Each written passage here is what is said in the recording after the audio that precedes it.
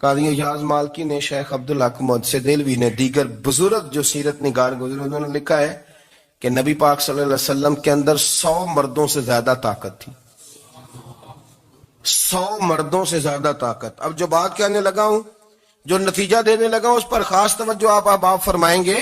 ذرا فکری طور پر، نظریاتی طور پر ایک چیز کو سمجھیے. ہم سمجھتے ہیں کہ جوان لڑکا ہے جی، جو مرضی کرے، عمر ہے جی. آپ ذرا بات پر غور کیجئے گا کہ حضور صلی اللہ علیہ وسلم میں طاقت 100 مردوں سے زیادہ ہے اور حیا کنواری لڑکیوں سے بھی زیادہ ہے. ذرا اس بات کا تقابلی جائزہ کیجئے گا کہ طاقت 100 مرد سے زیادہ ہے لیکن حیا کنواری لڑکی سے بھی زیادہ ہے. اس کا معنی یہ ہوا کہ جس ٹہنی کو پھل زیادہ لگ جاتے ہیں وہ جھکا کرتی. تو حیا تو حسن ہے، حیا تو آپ کو پاک صاف کرے گا، حیا تو آپ کو نرالا کرے گا، انوکھا کرے گا. وہ ہمارے ایک دانشور ہیں، تو انہوں نے مضمون لکھا، کئی باتیں بڑی پسند آتی ہیں. وہ کہتے ہیں کہ میری اہلیہ، ان کو بھی کسی نے مس گائیڈ کر دیا تھا، حالانکہ اچھی خاتون ہے، کسی نے مس گائیڈ کر دیا. تو وہ بھی سماجی اور ویلفیئر، اور یہ خواتین کو شوق ہوتا نا بننے کا، تو وہ بھی سماج کے اندر اچھا مقام تلاش کرنے کے موڈ میں آ گئی. تو کہیں ایک دن جانا تھا تو بڑی بن سور کے میرے ساتھ وہ گاڑی میں بیٹھ گئی. تو میں گاڑی میں، عورتوں کو یہ بھی مسئلہ ہوتا ہے نا کہ ہماری تعریف کرو، تو کئی دفعہ بعد مردوں بیچاروں کو جھوٹ بولنا پڑتا ہے، تو زبردستی کراتی ہے نا جی. تو اس میں گنجائش بھی دی ہے شریعت نے گنجائش دی ہے کہ کبھی بیوی کو راضی کرنے کے لیے خلاف واقعہ بات کرنی پڑے تو کر لینی چاہیے. تو وہ کراتی بھی ہیں. 3 موقع پر خلاف واقعہ بات کرنے کی اجازت ہے. واقعے کے خلاف بھی آپ بات کر سکتے ہیں. جنگ کے موقع پر 2 لوگوں کو صلح کرانے کے لیے اور بیوی کو راضی کرنے کے لیے کر لیں کوئی ایسی بات، بے شک اپنی طبیعت پہ جبر کر کے کر لیں، گنجائش ہے، اجازت ہے. تو وہ کہتے ہیں جب وہ گاڑی میں میرے ساتھ بیٹھی بن سور کے، تو وہ تقاضا کرنے لگی کہ میں نے بڑے اچھے کپڑے پہنے ہیں پر آپ نے توجہ نہیں کرائی. وہ سیانا بندہ تھا، وہ چاہ رہا تھا کہ میری خاتون سمجھ جائے.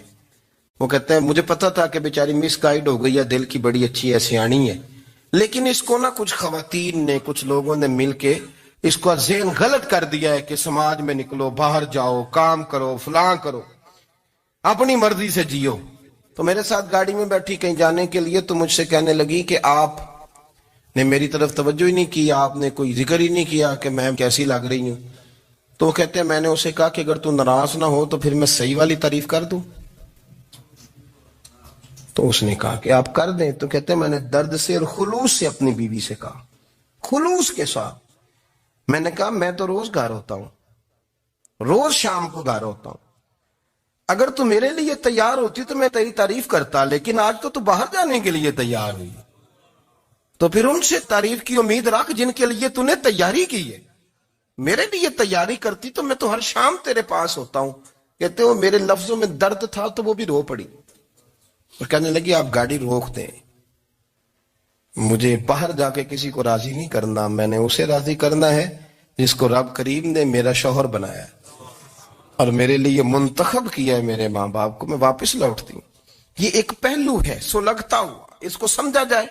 رسول کریم صلی اللہ علیہ وسلم عرب کی کواری لڑکیوں سے زیادہ حیا والے تھے. کواری لڑکیوں سے زیادہ حضور حیا فرمایا کرتے تھے. جب خانہ کعبہ کی مکہ شریف میں تعمیر ہو رہی تھی نا، اہل عرب اس کو تعمیر کر رہے تھے، تو نبی پاک صلی اللہ علیہ وسلم اپنے چچا حضرت عباس کے ساتھ خانہ کعبہ کی تعریف میں مصروف تھے. تو عرب کے لوگ چونکہ لمبا کرتا پہنتے تھے پیروں تک، تو نیچے اگر کسی وقت کوئی چیز نہیں بھی ہوتی تھی تو کسی کو وہ نظر نہیں آتی تھی، چونکہ پردہ رہتا تھا، لمبا کرتا پہنا ہوا ہوتا تھا.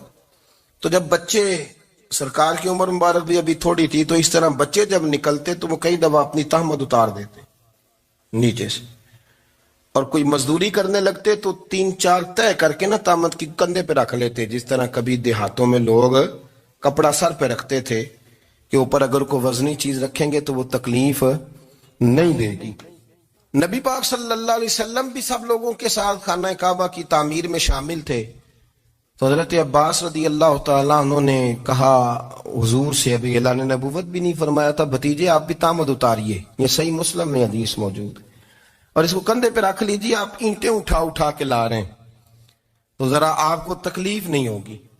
تو سرکار دو عالم صلی اللہ علیہ وسلم سے یہ بات کہی اور پھر جلدی سے حضور کی تہمت کو نکال کے نا، حالانکہ لمبا کرتا پہنا ہوا ہے، تو وہ جیسے ہی ان کے کندھے پہ رکھا اینٹیں رکھنے کے لیے تو سرکار تو زمین پہ گر گئے، بے ہوش ہو گئے، آنکھیں آسمان کی طرف.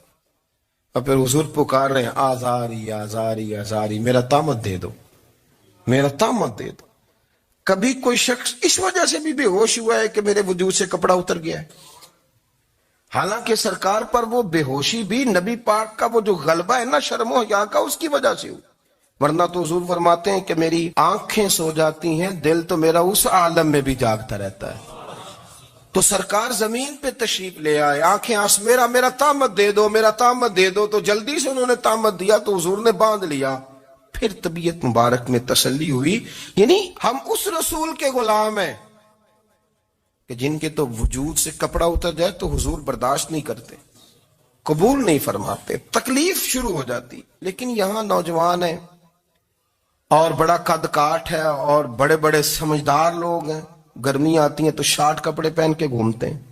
ان کو خیال نہیں کہ یہ وہ والا لباس ہے جو باہر تو کیا گھر میں اماں کے سامنے نہیں پہننا چاہیے، بہنوں اور بیٹیوں کے سامنے نہیں پہننا چاہیے.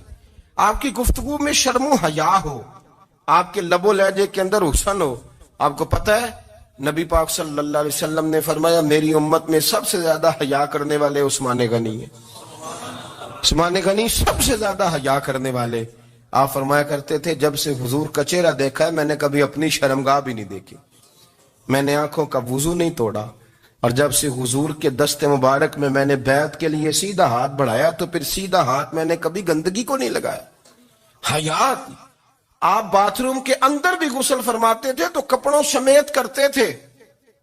کسی نے کہا حضرت جی واش روم کے اندر کیوں نہیں کپڑے اتارتے؟ آپ فرمانے لگے باہر بندوں سے حیا کرتا ہوں، اندر جاتا ہوں تو رب سے حیا آنی شروع ہو جائے، وہ تو دیکھ رہا ہے نا. تو میں جو بات آپ کی خدمت میں عرض کرنا چاہتا ہوں اس کو آپ سمجھیے گا میرے عزیز، کہ شرم والا مزاج، گفتگو بھی شرم والی، آنکھیں بھی شرم والی، لباس بھی شرم والا، دوستی یاری بھی شرم والی، بہت ساری ایسی باتیں. دیکھیں نا آپ ذرا، میں نے کہا کہ باتوں کو سن کے گزر نہ جایا کریں، اس کی گہرائی پر غور کریں. حضور علم کا سمندر ہے، سرکار سے زیادہ علم دنیا میں کسی کے پاس موجود نہیں ہے، اور صحابہ کو موقع ملا ہوا ہے اس